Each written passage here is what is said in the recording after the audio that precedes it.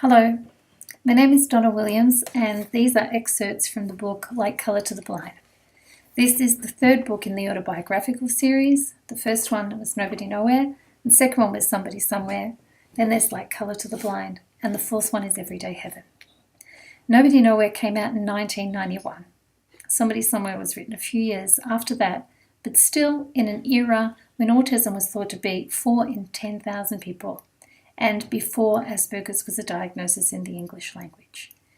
In that era, autism was presumed that 70% of people diagnosed with autism were presumed to be severely mentally retarded, and functionally nonverbal people were not deemed to generally understand their world. And this, of course, we now know that a lot of functionally nonverbal people are as intelligent as anybody else, albeit commonly having extreme difficulty managing things like involuntary behaviours. And my books were certainly part of changing that world. 3 people with autism, Jim Sinclair, Kathy and I, had started an international organisation called Autism Network International, or ANI, 2 years before. One of the things that this organisation did was to publish a snail mail newsletter called Our Voice. Its membership had now grown to encompass people with autism from all around the world. People who had never had friends, had never been themselves with people who appeared to be friends, or were never understood by their friends, or had a network through which they could share their interests, thoughts, problems, and make contacts.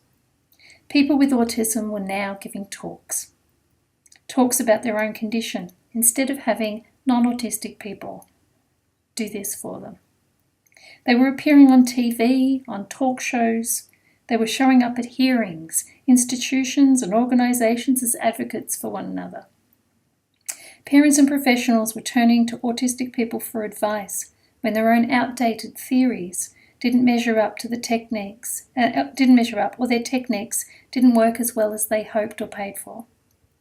Fewer people were now scratching their heads at the word autism, or hiding in shame at the thought that it would bring blame or stigma upon them, their friends, partners, or their families. People were reconsidering things that they had done, as well as their assumptions, their prejudices, and their weaknesses, and the behaviour that had sprung from all of these things. More books and articles written by people with autism were cropping up in countries all around the world.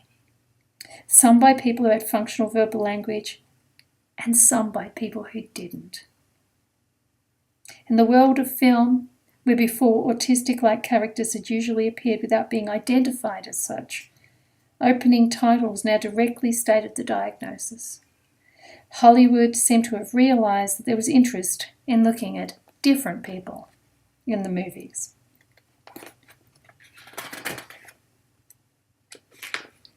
And Hollywood had also brought the rights to my own first 2 books. Now there was a film on the horizon.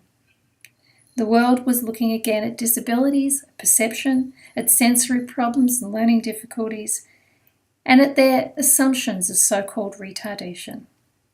It was looking again at the whole idea of normality, at equality and consciousness.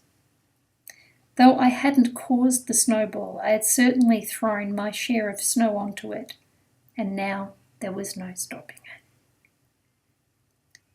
A manuscript came through the post. It was from a young woman who, like Alex, had begun to reach independence without a voice of her own.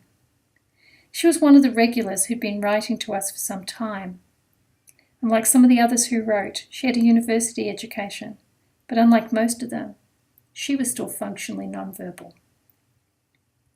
Her letter asked if I could read her manuscript. She wanted to get it published. She wanted to be a writer. She wanted to have her voice heard. Thank you.